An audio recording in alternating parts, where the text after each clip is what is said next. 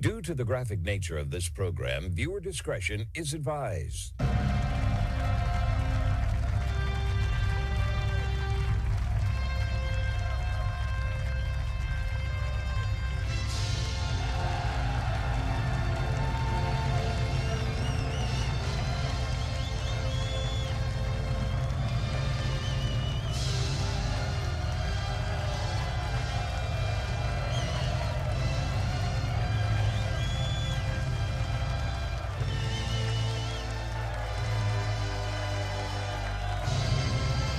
Hello, everyone. It is the Wednesday, April 22nd, 2026 episode of the Marco Dure Show. Thank you for tuning in here. Today's groundbreaking news right here in America and across the board, where the facts are facts and hard truths thrive.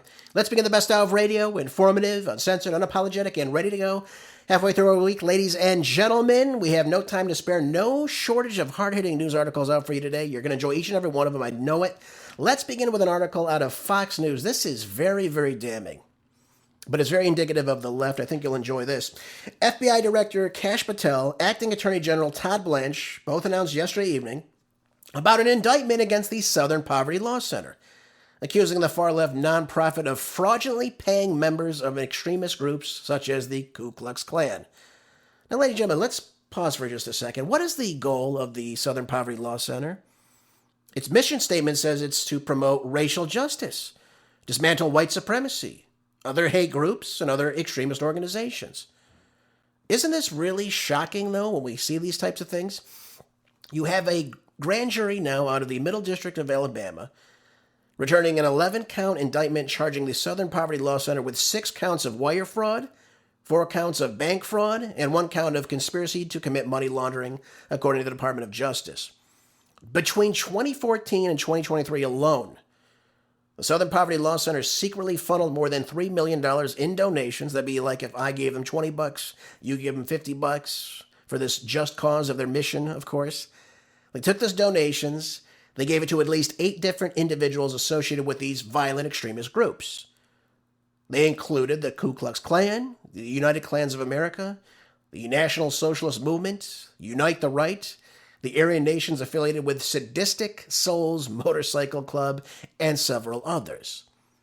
Now, according to Todd Blanche, the Southern Poverty Law Center paid these members of these extremist groups so it could actually create a work product that reported on these activities.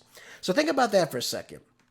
You have an organization who is determined to fight racism, extremism, hatred in America, and these groups are actually funding them so they can go out and commit these heinous acts, or these organizations can be extremist in some way, so that this group can actually report on what they're doing.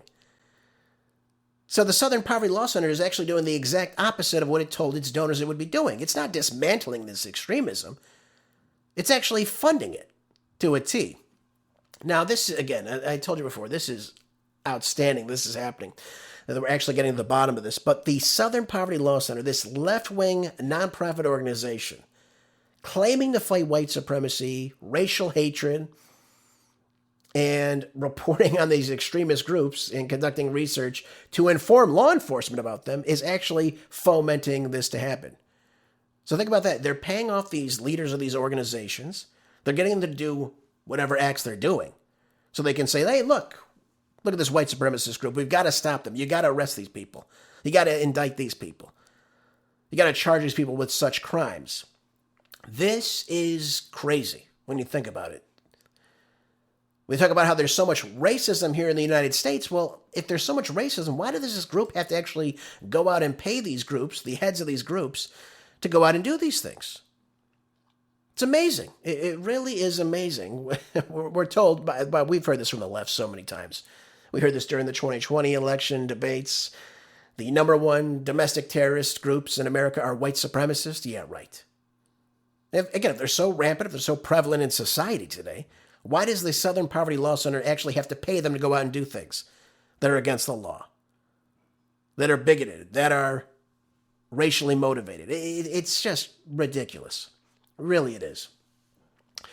But, they're doubling down right now. They're saying they've been an organization for 55 years. They've stood as a beacon of hope, fighting white supremacy and various forms of injustice to create a multiracial democracy where we can all live and thrive. Well, the only ones who are living and thriving in your organization are people that actually have to pay other people through donations, of which they pocket a lot of the money too. I'm sure of that, to, again, create a purpose for themselves. Isn't that great?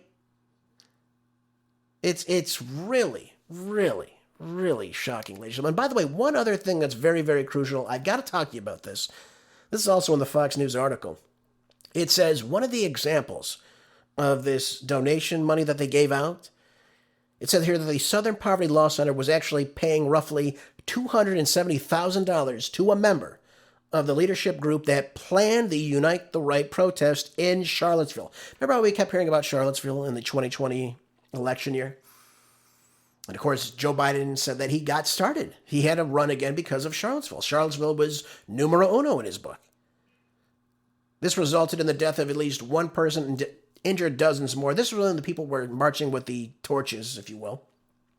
And of course, it was showing the neo-Nazis, the alt-right, the white supremacists. They were all gathered in Charlottesville against the Robert E. Lee statue. And because this is embodiment of white supremacy in America today. This is what Joe Biden ran on, supposedly.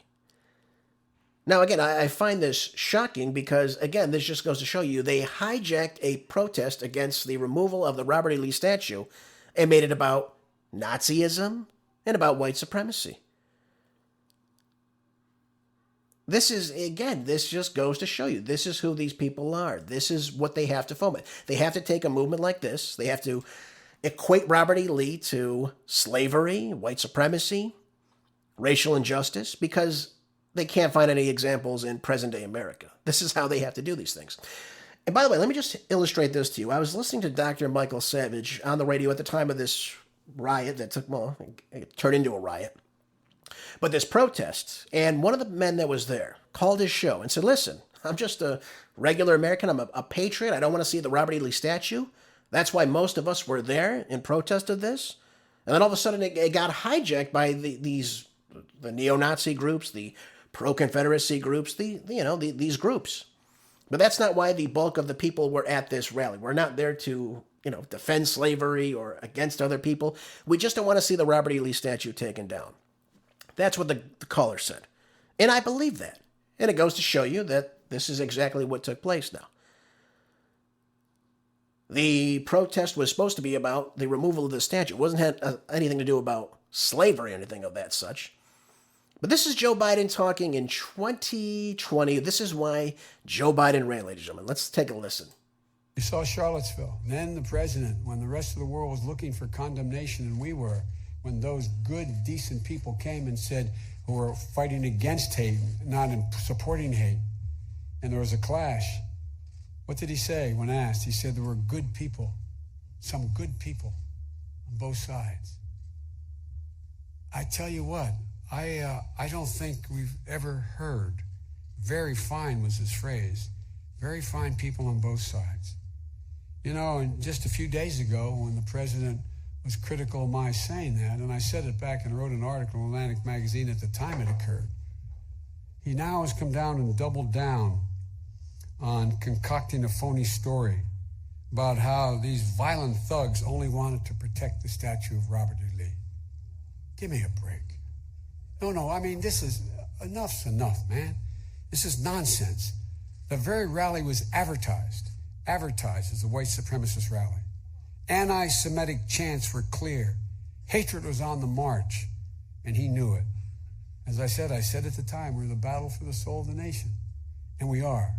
We are in a battle for the soul of the nation. So we're in a battle for the soul of the nation is what Joe Biden claimed was why he ran in 2020. Completely fictitious. Again, as it clearly is mapped out, they actually had to pay the head of this Unite the Right group to actually go out and foment all this chaos that took place. And as the end result was, a young woman lost her life. There were many other people that were injured when these groups of people that showed up all clashed. This is why that took place. The vast majority of people were there to protest the removal of the statue. They were not there to promote white supremacy, white separatism, slavery, the Ku Klux Klan, none of this nonsense, okay? This is the group that hijacked everything. And that's what its sole purpose was.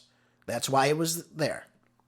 And by the way, he goes on to talk about President Trump saying there were fine people on both sides. This has been debunked time and time again, folks. I can't say it enough to you.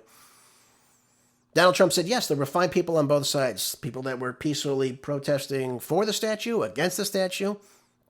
And he says very clearly after he said that, but I'm not talking about the neo-Nazis and the white supremacists, who I condemn completely. That's exactly what he said. So Joe Biden took that, they cut that, and of course they used that to obviously be against Donald Trump. That was the whole purpose of that. This is why that took place. So we've got to be very, very clear about this. This is what these groups are. We can look at other groups like Antifa in the United States on the left.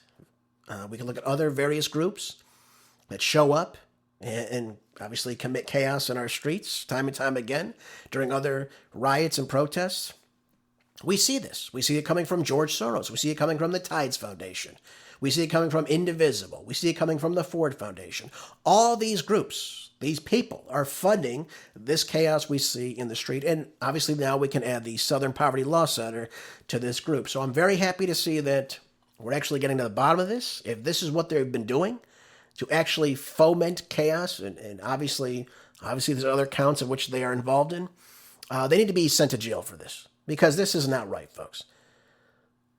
That means this is an extremist group. This is a group full of hate. This is a group that is promoting the idea that America is a racist place, that is an unjust place. And obviously, again, as I told you before, if it was so prevalent here in the United States that this group is so essential to fight these, why on earth would they be funding these various groups here in America? If it was so prevalent, if it was so rampant throughout America, they wouldn't be doing this. Case in point. So I wanted to share that with everybody today. Again, I thought this is absolutely disgusting to see something like this take place. So that's why we had the Charlottesville. That's why this all took place. All right, folks, now moving on to another important topic today. Let's jump right into this article out of the Gateway Pundit. We're talking about the Virginia now passing the redistricting referendum now. It did come to pass yesterday. I was hoping it wouldn't, but of course it seems that it will now favor the Democrats. And Abigail Spanberger is so very happy about this, isn't she, folks? She lied to the people of Virginia on the campaign trail saying that she was not going to be backing this. She would not be fighting for this. And the first thing that she did when she came into office was what? She ran on this. She came in and said, we're going to start doing this now. We're going to put this to a referendum now. Now, let's keep very much in mind, folks, that back in 2020, you had 65.69% of the state of Virginia, again, not too long ago, voting yes to amend the Virginia Constitution to establish a redistricting commission to responsibly draw the congressional and the state legislature in the state. So there you go. There you go. Now that's all over with. Think about this, though. We had just 5 short years later, you have 51% of the state now saying they want to do away with that. It's amazing. How could something change so drastically in the short time of 5 years? It's really crazy to me to see all that. But I digress. You have a state of Virginia now with 46% of the state voting for President Trump, voting for the Republican ticket in the 2024 election. And now you're going to disenfranchise the vast majority of that 46%, giving them about 9% representation inside of the Beltway very, very soon, should this stand, should SCOTUS not get involved in this. So this is remarkable because you have now a 10-to-1 ratio as far as representation in Virginia, a state that is very, very purple. But that's increasingly becoming more and more Democrat as time goes on. Again, a major victory for the Democrats on Tuesday. They want this. This is what they've been doing. They've been doing this in other states for a very long time. Again, I pointed to the Northeast, how some of these states, again, Connecticut, Massachusetts, New Hampshire, I mean, very little representation for Republicans. Maine as well, Illinois. We see it now in other states too. They cover up these districts so they get more representation, and then they're shocked when Texas did it. Now, let me make something very, very clear. Every congressional seat is roughly 750,000 citizens. basically out of the 435 seats, that's what the ratio comes down to. Okay, so let's take, for example, the population in Virginia in 2020. It was 8.6 million people. In 2026, the estimate now is 8.9 million people, about a 3.6% growth. So roughly you added about just over 300,000 people in just 6 years. Okay, fine. The 12th most populous state. Let's look at Texas. Texas was the genesis of all this. Texas is the second most populous state in the country, aside from California. Its population in 2020 was 29.1 million people. However, in 2026, you now have about 32.1 million. So you have almost 3 million people coming into the state of Texas in just 6 years. That's a 10.1% increase of people. So Virginia hasn't even gained even close to gaining another congressional seat, whereas Texas clearly has notched that point. They can add other seats in just that short span of time. And by the way, Texas is the number one domestic net migrated state in the country today. More people are moving to Texas than any other state. And that is obviously indicative of its growth, obviously of its policies and what it stands for, and what have you. People are clearly moving to it. Okay, that's why this is happening. So, through Donald Trump's behest, he said Texas should redistrict. Look at the population growth. It wasn't illegal per the Texas state constitution.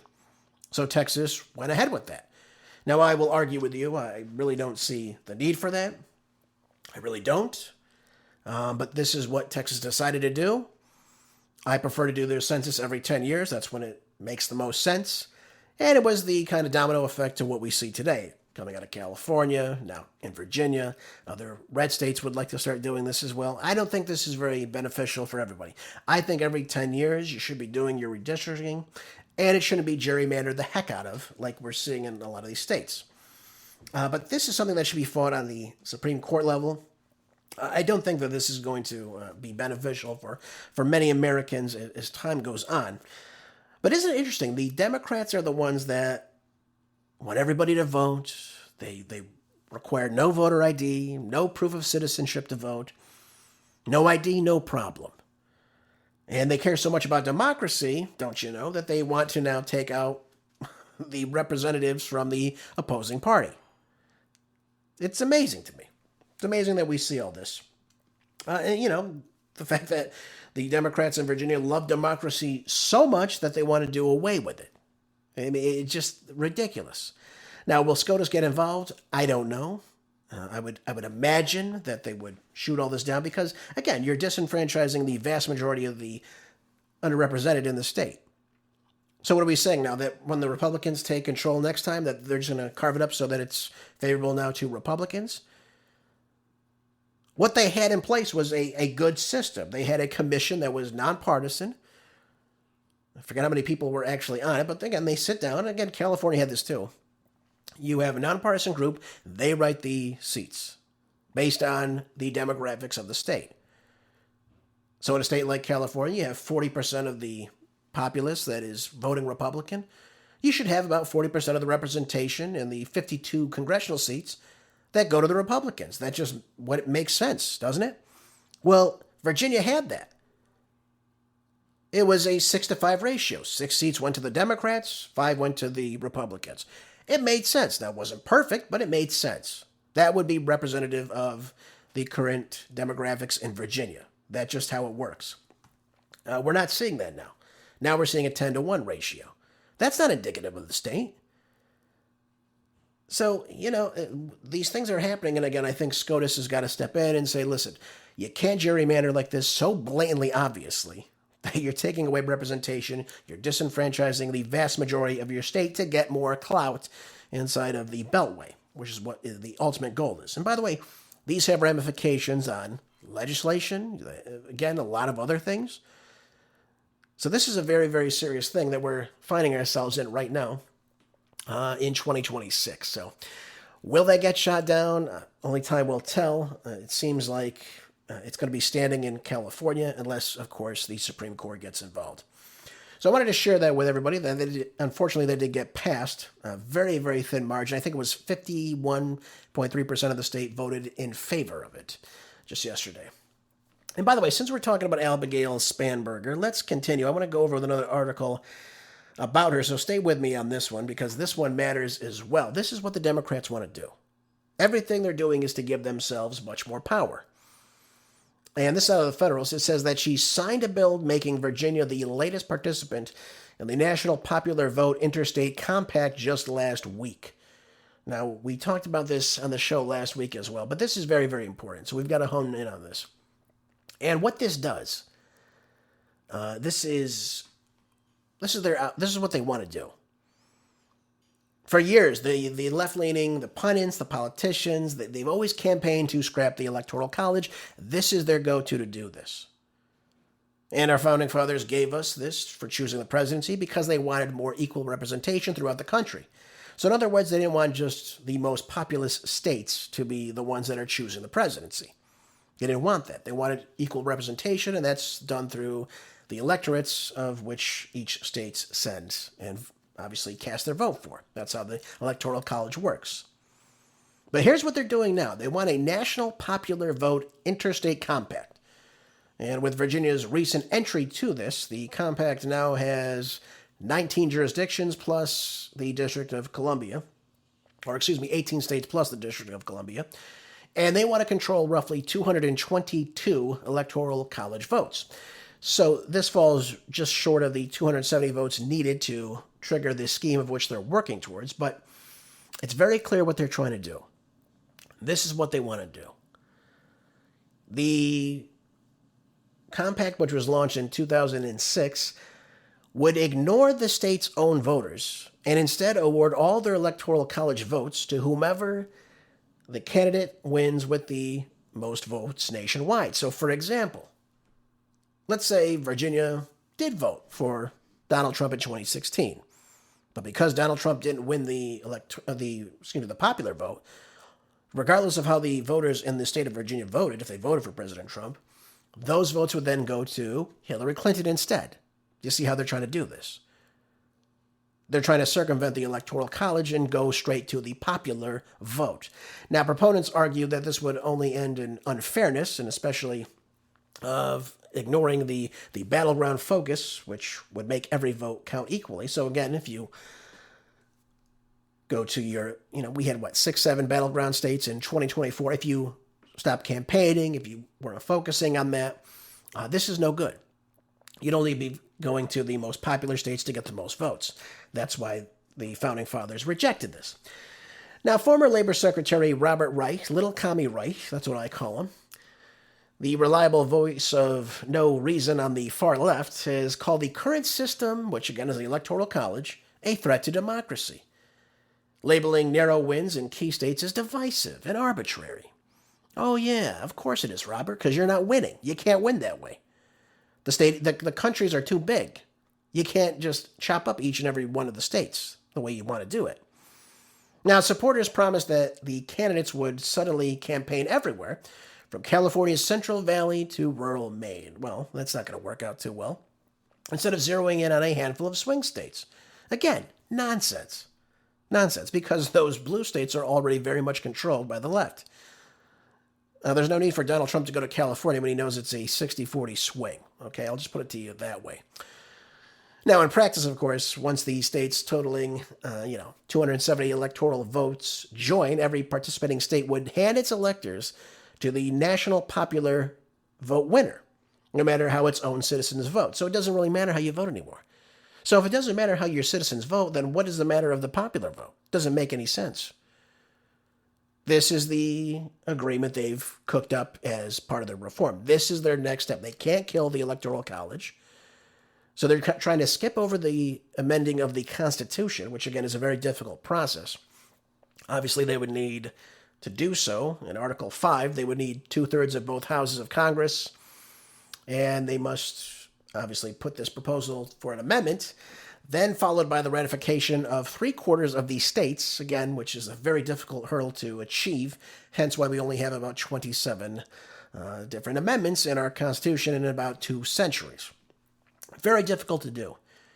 So, by contrast, the National Popular Vote Interstate Compact would activate the approval of a minority of state legislatures, a handful of the populace, one-party states could dictate how the entire country selects its president, not how the Founding Fathers envisioned the Constitution.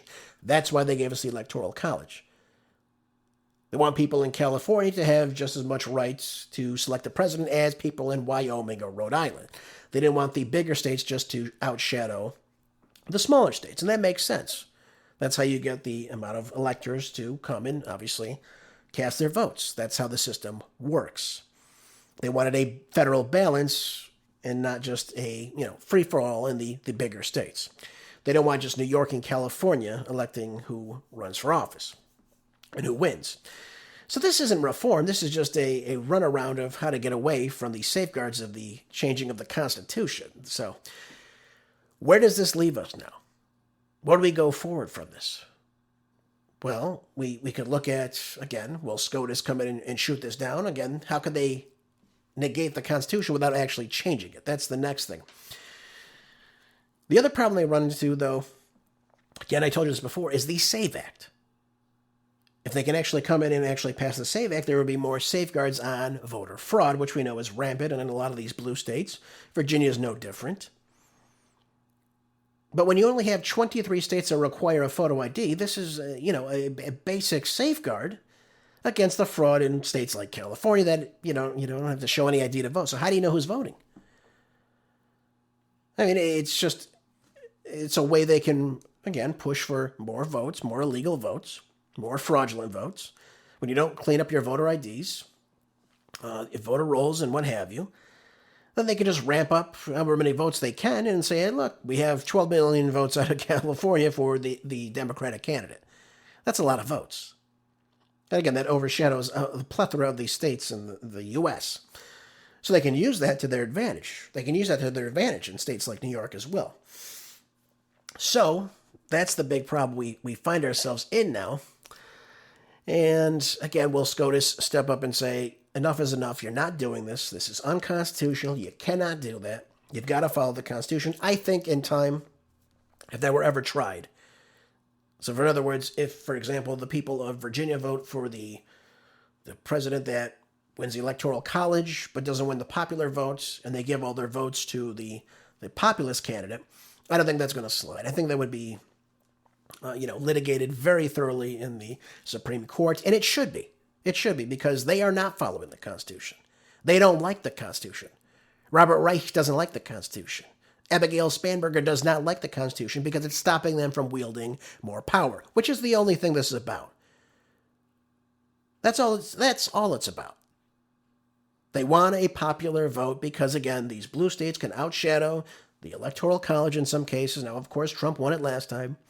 But they didn't like that Bush won in 2000 that way. They didn't like that Trump won in 2016 that way. They didn't like it at all. And so they're big states, right? These big metropolises that wield in a lot of these illegal votes. We know it's true. They have a way now to get around it because they know they can't change the Constitution. It's not going to work. Simply not going to work.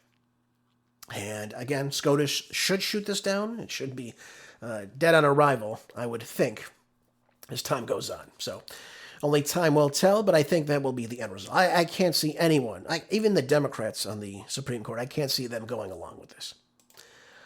All right, folks, let's go on. We've got more to talk about. Let's talk about what's taking place in the Middle East today. Trump has now extended the ceasefire in Iran, citing that there is serious fracture to the Iranian government right now. I tend to think the opposite, though, is true, unfortunately. Trump said that the ceasefire would continue until such time as the Iranian leaders and representatives submit a unified proposal to end the war with the United States and Israel. Well, again, I don't think that's going to stand very far because we've got the Iranians now. The ceasefire is now officially over. Certainly on paper it's over. The 2-week ceasefire is now finished. Iran has now fired on 3 ships in the Strait of Hormuz, though, seizing 2 of them on Wednesday, so they're clearly not a part of the ceasefire anymore. Perhaps the Trump administration is, perhaps Israel is, but the Iranians are done with it. Now, we've seen this intensifying assault on shipping in the key waterway a day after President Trump said that he was going to extend the ceasefire. And, of course, use the American military blockade, naval blockade, I should say, of Iranian ports. So the Iranians are done with this. They're no longer playing games with this. The Iranian media said that the paramilitary Revolutionary Guard was to bring 2 ships to Iran after seizing them in the Strait. And, we have to ask ourselves, why did this take place? What was going on? Why did Iran fire on these 3 ships? Now, they came out and claimed that it was because that they were violating the newly imposed control over the Strait. And they said that in order to traverse the Strait, you have to coordinate or get permission. And they said that these vessels did not. Therefore, now they are firing on them. And now they are seizing them. Not very good for, again, the Trump administration. Iran saying that these ships are violating the maritime regulations that have been imposed by the Islamic State. And folks, I told you this before, things are going to begin to escalate now. Now that the ceasefire is over, things will escalate once Trump gets everything he needs in that region to create a bigger barrage against Iran. That's going to be the next step that takes place. And the war will continue on because the Iranians don't believe that the U.S. is serious about these negotiations. They don't trust Witkoff. They don't trust Kushner. I doubt they even trust J.D. Vance. I think you're going to have to see something in writing and ratified from the United States. And I think you'll have to have President Trump's signature on it in treaty form that there is a ceasefire between the United States and Israel alike with the Iranians. I think that's going to be the next step. I don't think they're going to accept just somebody's word. And they're not going to simply just start giving up all these concessions. For example, 0% enrichment is not going to happen. They're not going to hand over their enriched uranium right now. It's just not going to happen. And as a result of this, we see that there's so many ships that are still inside of the Persian Gulf today. They're not going anywhere because, again, they're fearful of getting fired at. Now, again, I refer you back to what President Trump said recently. He said that the Iranian Navy is no more. Well, wait a minute. If the Iranian Navy is no more, how are they able to now fire on these 3 ships and then take a hold of them and then bring them to Iranian ports to seize them? Doesn't make any bit of any sense, unless, of course, the Iranian military is still functioning in some way. Now, again, I'm not denying we've sunk their ships. Of course not. I'm sure we have. But to say that they're null and void is totally something else. Clearly, Iran has wielded its power in the region. And they're showing it off very, very well today as time goes on. The EU is now getting involved in this. The Energy Commissioner, Dan Jorgensen, has now warned of the lasting impacts for consumers and businesses alike, likening the crisis to other major energy crunches over the last half century. And he said that this war is now costing Europe around 500 million euros each day. That'd be $600 million in U.S. currency. Each and every day that this war continues to go on. Likewise, French President Macron said that France wants to be a peacemaker.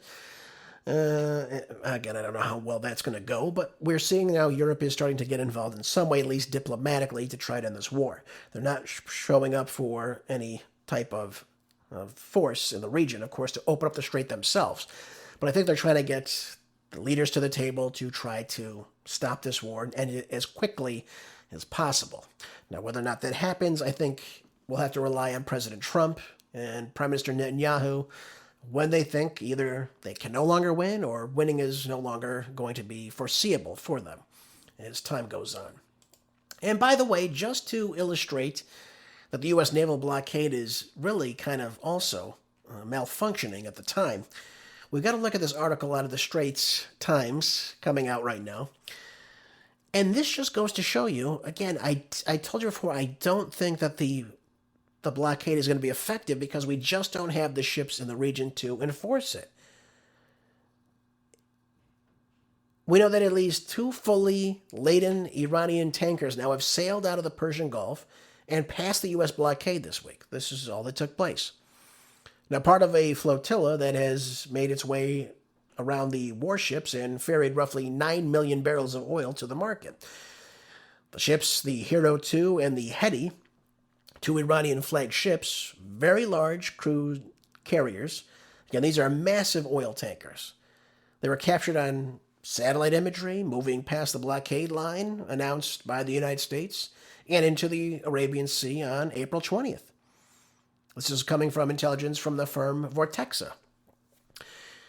The two can carry as much as 4 million barrels of oil. So again, we have these massive tankers. Obviously, they're probably traversing to, I'm guessing, to China, among others. But this is what's taking place now. We saw that the previous vessel, the Iranian vessel that was coming back to the Iranian ports, was seized, of course, and was shot at and disabled by the U.S. in the region. But it seems now that's null and void. We're getting figures from Vortexa suggesting that the Iranians are still able to export its oil. And by the way, this is coming out of Bloomberg now, with at least 34 Iranian-linked tankers and gas carriers making their way through these straits and past these warships. Of those ships that have passed, 19 have been headed out of the Persian Gulf, and most were carrying cargo at the time. So are we even enforcing this so-called blockade that Trump says is still effective? It seems that it's not. And again, we have the satellite imagery to prove that, yes, these vessels are circumventing the U.S. forces, typically just turning off their transponders. Hero 2 was last seen more than a month ago when it was sailing northward into the Strait of Malacca. By the way, this is a strait that is essential to go to ports like in China, so that they don't have to go all the way around Indonesia to, again, make their way to China. It's much more direct course. And again, the ultimate destination, although not clear of these two ships that they were tracking, the Iranian crude exports really make their way to China. Some go through, some go to India as well. But this is going on right at a time when U.S. sanctions were waived. So, again, I tend to think that this isn't an effective blockade. I don't think we have the means to do it. Because if you have several ships coming out at once, how do you surround the ships? How do you board the ships? How do you stop the ships? Are we going to now fire on Chinese ships that are coming to the region to fill up with oil and then sink them and then take that oil? Will China then retaliate and send Chinese warships to the region? And what would that look like if time goes on? So we see the Iranians now are getting more aggressive in the region with the firing on other ships and seizing them as well. So again, it's going to be a back and forth this time. It's going to be a power move. That's what's taking place. But I think when things get out of control will be if China tries to traverse the strait and the U.S. says, you're not coming through. What happens next? What happens when you seize a Chinese tanker? I think you'll see China get much more involved in what's taking place in the Gulf as time goes on. So as of right now, folks, there is no further ceasefire. It seems that Iran has denied talks. They're not serious about these talks. I don't think they believe that we're there to seriously talk about what's going on. And again, it just goes to show you that they do still have the leverage in the region. They're able to block the strait. They will dictate who comes in. They will dictate that whoever gets through will now pay the $2 million. They will pay it in the Chinese yuan. And you will get permission from Iran now, probably in some brokered agreement with Oman as well, to divvy up the money. And that will be the foreseeable future in the Strait of Hormuz. And of course, who is active in the Persian Gulf. And that will cause the goods in that region to be very, very costly. Because now you're paying an additional fees just to get access to move your goods via waterway. So there's that, folks. It's not good. It's not positive. Again, by the way, none of this had to happen. Let me just be very clear about that. None of this had to take place. We didn't have to attack Iran on the 28th of February, which they said they were going to now close the Strait of Hormuz, and they've made good on that commitment, and now they are showing their hand that, yes, we will now fire on ships that are trying to come across. The United States cannot open that up. Again, I don't see us being able to do that, which is going to be very detrimental to our allies in the region as well. And let me just make one more point that's very clear. I've been hearing about this from various different people. They said it's about to get very, very hot in the Middle East in the next upcoming months, probably by the end of next month. It gets unbearably hot in the Persian Gulf. It's almost unlivable. You got to have air conditioning. What are some of these countries going to do when they have no food, when they have no water because their desalination plants have been taken offline? What are they going to do when they run out of energy? What are they going to do then? It's going to be very, very unlivable, uninhabitable, if you will. And I think you'll see a lot of people starting to flee a lot of these Gulf Arab states. And what their futures look like, I don't know. But I can tell you it's probably not going to be anything very positive moving forward. And again, I think the presence you'll see from the United States in the region coming forward is not going to be as strong as we had seen in the past. I'll just tell you that. I don't think it's going to be anything of any benefit, at least. Okay, so there's that. And again, I don't know if we'll ever get these talks. So I think you're going to see the war won through fighting, not through negotiations.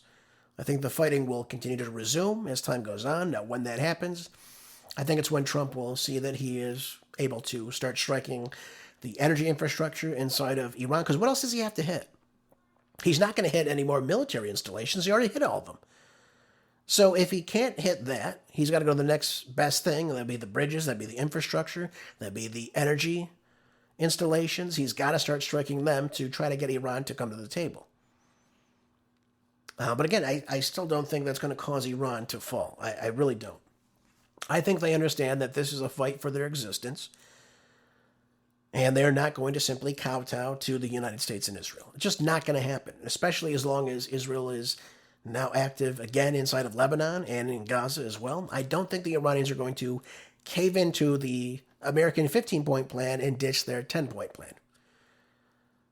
So Trump has found himself in a really tough spot right now. He's kind of at a watershed moment. Does he pull out of the region and declare a loss and then give the Iranians obviously access to the Strait of Hormuz and say, we're going to take away all of the U.S. sanctions now? What is the end result of this going to be? Or are we going to see Israel continue to get pounded? Massive people are leaving Israel as well. I mean, it's not going to be as it was because it's no longer really that safe to live there. I mean, do people want to live in bomb shelters night after night? I don't think it's a very great place to live. I'll just tell you that. So there's a lot at risk here. And I think you'll see the changing of the power structure in the Middle East as a result of that. Again, that's just my take on it. But as the trajectory moves on, you are seeing that Iran is showing that they are the force in the region. And it's becoming much more difficult for the United States to hold on and strike any meaningful targets to sway them to think otherwise. So, folks, let's pray that this ends quickly. Let's hope that the conflicts are not going to continue on much further. But again, I still think the United States and Israel will try something else before they eventually capitulate to the Iranians, which they were not anticipating from the start of this conflict. All right, folks, let's not waste any time. Let's move on to another topic. This is out of, I believe it's out of Today. And this is a good article talking about the largest U.S. study finds that teen cannabis use is linked to slower cognitive development. Well, no kidding. I could have told you that. Researchers from the University of California, San Diego School of Medicine have found that teenagers who begin using cannabis show slower gains in thinking and memory skills as they develop. Again, you have to understand something. The brain is not fully developed till about 27. Yeah, that's right, 27. And if you're abusing a substance, an illicit substance like marijuana, for example, obviously it's going to have an effect on how your brain is wired. It won't develop like someone else who's not using it. So let's just keep that in mind as we read this. The study published on April 20th, 2026, analyzed data from more than 11,000 participants in the Adolescent Brain Cognitive Development Study, the largest long-term study of brain development in U.S. youth. Oh, U.S. youth. It says here that adolescence is a critical time for brain development. And what we're seeing is that teens who start using cannabis aren't improving at the same rates as their peers who do not. These differences may seem small at first, but as they add up in ways that are affecting learning, memory, and everyday functioning are quite very apparent. So what they found, the researchers looked at 11,036 children starting at ages 9 through 10. through ages 16 and 17, tracking both their cognitive performance and their substance use. So obviously we have two different control groups here in this clinical study. You have the use of cannabis in one group, and of course you have the kids who are not using it or using it much later on in the other group. So to get a clearer picture of cannabis use, the team combined self-reports with biological testing, such as hair, urine, saliva samples, which can detect recent to several months of drug exposure. Well, over the range of skills, including memory, attention, language, and processing speed, teens who used cannabis showed restricted growth over time compared to those who did not. In some cases, these teens performed just as well or even slightly better than when they were younger. But as they got older and started using cannabis, their progress leveled off, while their peers continued to improve. So think about that for a second. The study looks at a closer look at the different components of cannabis. And in smaller groups of participants, teens with evidence of using the THC exposure, the main intoxicating ingredient in the cannabis itself, which gives you that high effect, showed worse memory loss over time than those who did not use the cannabis. Well, of course it did. Teens with evidence of cannabinoid did not show the same pattern, although the group was very small. So that means if you're using the CBD, that's obviously not going to affect you if you have that THC component in when you're using it. The results point to the THC as the likely driver of the changes that we're seeing, is what was highlighted by the researchers in this document. And it also highlights how complicated cannabis products can be, especially since the products labeled as CBD may still contain some of the THC. Now, while the differences seen in the study were relevantly modest, the researchers did say that they could still matter. During adolescence, the brain is still rapidly developing, and even small changes in memory, attention, or thinking speed can affect the school performance and also your daily life. So don't just think this is just a benign thing.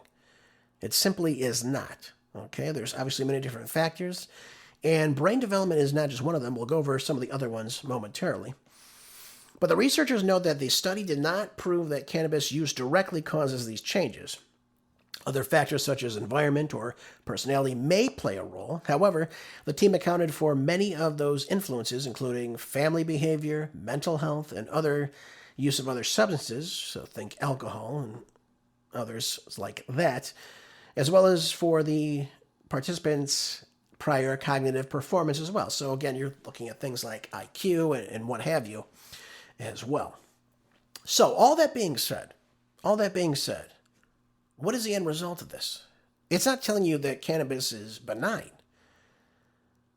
but delaying cannabis use supports healthy brain development. That's the takeaway from this. The people that use the cannabis were likely to see that their patterns of cognitive development were waning over time. Their memory was also much worse. Is this something conducive to a more positive society? And I obviously tend to say it doesn't. It's not going to be more positive for you. The earlier you start, the worse off you'll be. And again, it's important for families and teens to understand how this may affect brain development. So this right then and there just tells you that drug use, the younger you start, and again, while it's pushed that it's benign and doesn't really affect the brain, it does. It slows the brain development down. But there are other things beside the brain development that are very detrimental, especially for just everyday Americans. We're also seeing infertility in males, especially in sperm mobility and what have you, also weakens when you are using this product. So if you're trying to obviously have children, it's going to be much more difficult if you're using marijuana than if you were not. So we see all these other side effects from use of it. And by the way, I told you this before too. The instances of obviously tar in the lungs, obviously, is another big issue. Anytime you ingest something that is hot. So if it be cigarette smoke, it could be cigar smoke, it could be marijuana smoke, it could be other things you're smoking that you shouldn't be smoking. Anytime you're ingesting something that is hot, hotter than your core body temperature, your body views that as an attack. So if you're constantly inhaling smoke into your lungs, your body views it as an attack, and again, over time, it weakens your immune system. Again, not something conducive for teenagers to use, or anyone for that matter.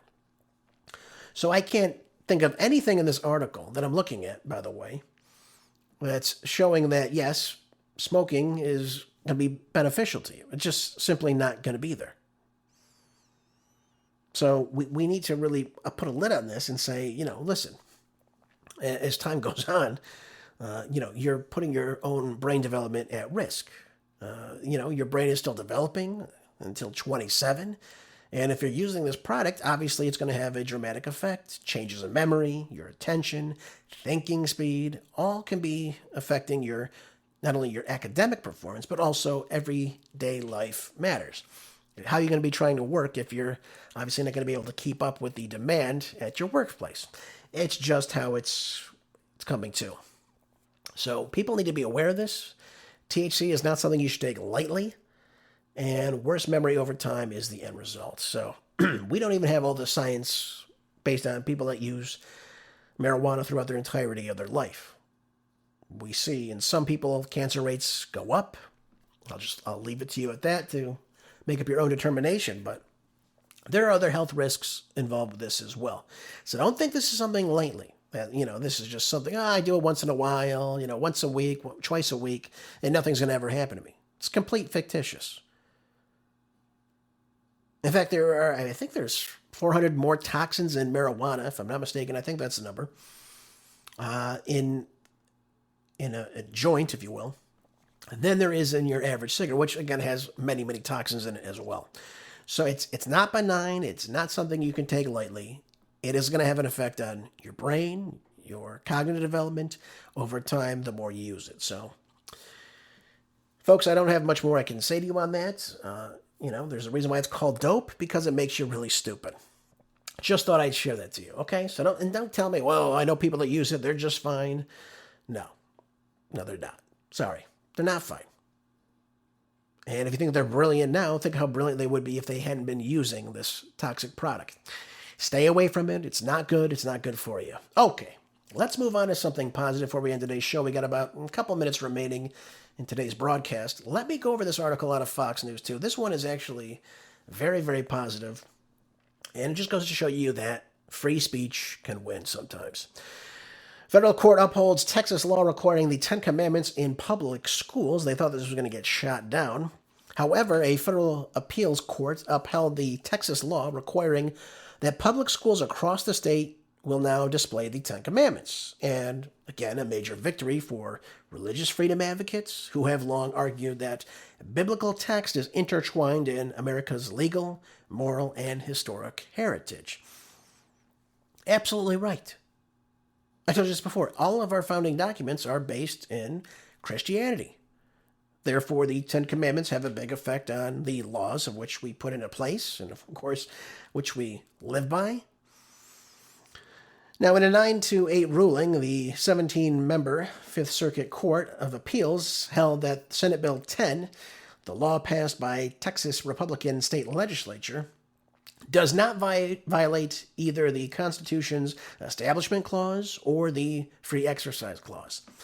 Because the plaintiffs failed to show that the SB 10 substantially burdens their right to religious exercise, their free exercise claims must be dismissed, is what the court's majority opinion stated.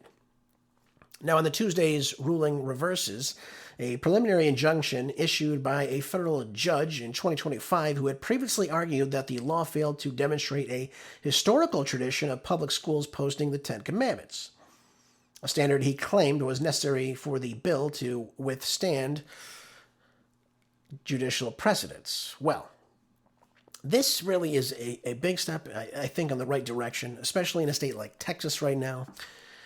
You're seeing under SB 10, for example, requiring that a conspicuous copy of the Ten Commandments be displayed in every classroom, in every public school, and open enrollment charter school in the state of Texas.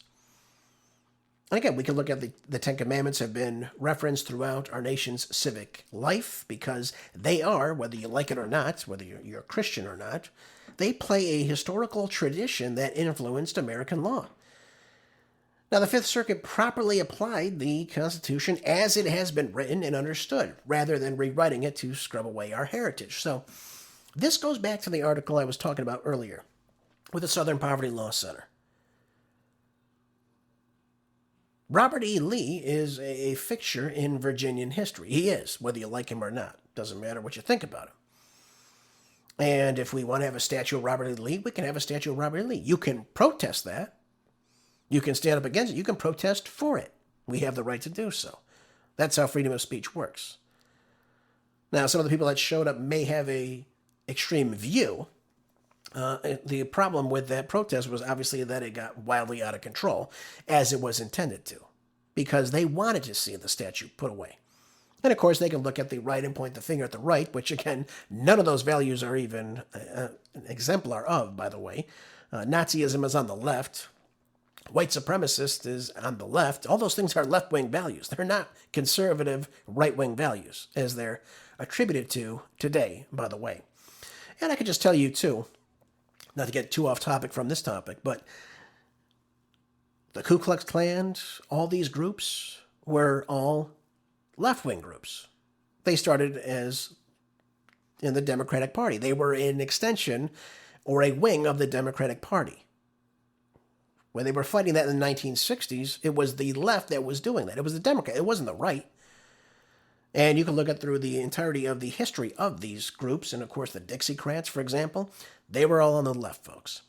Let me just be very clear about all that.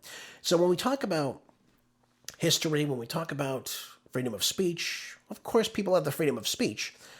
But when we look at things, for example, placing the Ten Commandments, that is obviously not affecting anyone else's views.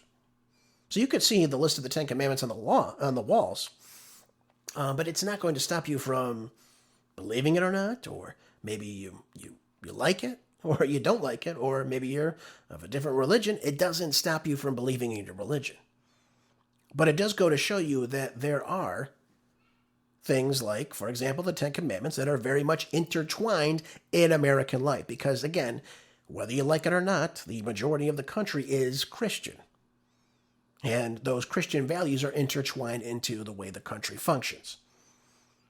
So you can protest it. Again, you have the right to do that.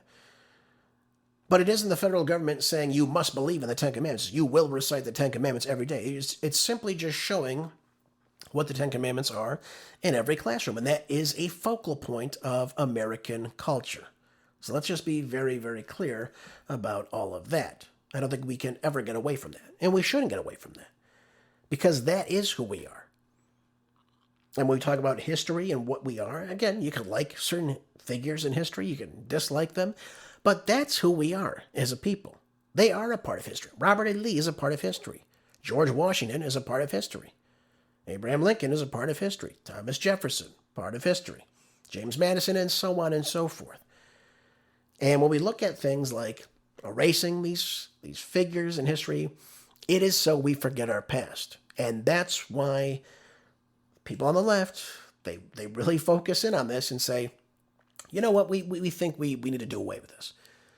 And I don't think that's conducive for a more healthy society, because when you forget your past, folks, obviously you forget who you are. And I don't think we as Americans should be forgetting who we are. I'll just tell it to you how it is, folks. So obviously I was opposed to the removal of the Robert E. Lee statue. I'm not even from Virginia, but again, I understand who Robert E. Lee was, who he actually was. And I understand how the Ten Commandments are very, very conducive to American society. Just the truth of the matter, folks. That'll wrap up today's show, folks. Thank you for being here as always. Please share the show with others. Make sure you're always staying prepped with food, water, medicine, anything to be self-sufficient. Please make sure you're doing that. Folks, have a great rest of your day. I'll see you back here tomorrow for more groundbreaking news on the next Marco Dre Show. Until then, be good, stay busy, and God bless.